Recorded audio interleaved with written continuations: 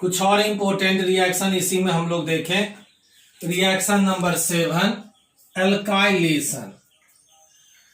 When alcohol is treated with dialkyl sulphate, जब आप alcohol को अभिक्रिया करा दें डाइअल्काइल सल्फेट से, तब अल्कोहल के हाइड्रोक्सिल ग्रुप का जो हाइड्रोजन एटम है, इस हाइड्रोजन एटम का स्थानांतरण होता है एल्काइल ग्रुप के द्वारा, जिसके कारण ईथर बनता है और इसी प्रोसेस को एल्काइलेशन कहते हैं। Alcohol ethanol ethyl alcohol C2H5OH, इसे रिएक्ट कराया डाई इथाइल सल्फेट से। अब यहाँ से H हटता है और एक इथाइल यहाँ आकर जुटता है। C2H5O हाइड्रोजन हटकर एक इथाइल आ गया, C2H5O C2H5 di ethyl ether, ether बन गया। अब यहां से C2H5HSO4, C2H5HSO4 ethyl H hydrogen SO4 sulphate, ethyl hydrogen sulphate बना। तो यह सब था टाइप ए का रिएक्शन, जिसमें आपने देखा ऑक्सीजन और हाइड्रोजन के बीच बॉन्ड टूटता है। अब हम लोग देखें type B, reaction involving the cleavage of COH bond. जब कार्बन और ऑक्सीजन के बीच बॉन्ड टूटेगा, क्लीवेज मीन्स टूटना, तो जब कार्बन और OH के बीच रिएक्शन टूटेगा, इसके कारण रिएक्शन। और इस तरह के रिएक्शन में अल्कोहल का जो रिएक्टिविटी है, सबसे ज्यादा रिएक्टिव टर्शियरी अल्कोहल, उससे कम सेकेंडरी और सबसे कम primary alcohol. Reaction number 8, reaction with hydrogen halide HX के जगह HI HBr HCl। सबसे अधिक रिएक्टिव हाइड्रो आयोडिक HI, उससे कम HBr, सबसे कम HCl। रिएक्टिविटी डिक्रीजिंग ऑर्डर में। ये रिएक्शन आप हेलो एल्केन के प्रिपरेशन में भी पढ़े थे। Alcohol react with halogen acid. जब अल्कोहल अभिक्रिया करता है हैलोजन एसिड के साथ, तब हेलो एल्केन बनता है, अल्काइल हैलाइड बनता है, साथ ही साथ वाटर भी निकलता है। जैसे सबसे पहले लेते हैं प्राइमरी अल्कोहल और सेकेंडरी अल्कोहल।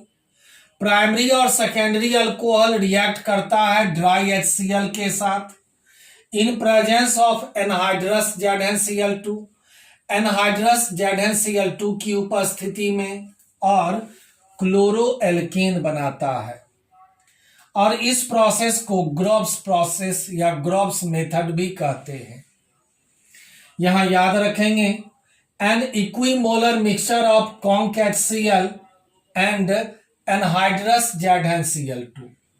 एनहाइड्रस ZnCl2 और कॉन्क HCl जब बराबर मात्रा में मिला हुआ रहे, दोनों का मिक्सचर ल्यूकास रिएजेंट कहलाता है। जैसे प्राइमरी अल्कोहल में लिया ethanol ethyl alcohol, primary alcohol react कराया HCl से एनहाइड्रस ZnCl2 की उपस्थिति में। अब यहां कार्बन और ऑक्सीजन के बीच बॉन्ड टूटता है, यहां से OH और यहां से H, 2 हाइड्रोजन 1 ऑक्सीजन, वाटर निकल गया। अब यह Cl यहां जुट गया और ये बन गया क्लोरो इथेन या इथाइल क्लोराइड। सेकेंडरी अल्कोहल लेते हैं, secondary propyl alcohol CH3 CHOH CH3, 1 carbon 2 carbon 3 carbon, that is propane 2 all. इसे भी रिएक्ट कराया HCl से in presence of anhydrous ZnCl2। फिर यहां से एक मॉलिक्यूल वाटर H2O रिमूव हुआ और यह Cl जुट गया सेकेंड कार्बन में। तो इस तरह से ये first carbon, second carbon, third carbon, 2 पर क्लोरो है, 2 chloro propane, secondary alkyl halide बना। लेकिन जब आप टर्शियरी अल्कोहल लेंगे, टर्शियरी ब्यूटाइल अल्कोहल, या कहें 2 मिथाइल प्रोपेन 2ऑल। टर्शियरी अल्कोहल को जब HCl से रिएक्ट करा दे, आपने देखा टर्शियरी अल्कोहल सबसे अधिक रिएक्टिव होता है, इसीलिए यहां से वाटर निकल जाता है, क्लोरीन जुट जाता है। वाटर निकल गया, क्लोरीन जुट गया, first carbon, second carbon, third carbon, 2 पर क्लोरो है, 2 पर मिथाइल है, इसीलिए 2 क्लोरो 2 मिथाइल 3 कार्बन प्रोपेन। तो यहाँ पे आपने देखा टर्शियरी अल्कोहल हाईली रिएक्टिव होता है, इसीलिए कैटालिस्ट की आवश्यकता नहीं हुई, यह रूम टेम्परेचर पर ही रिएक्शन होता है। तो जब अल्कोहल को रिएक्ट कराया HCl से तो आपने देखा क्लोरो एल्केन बना।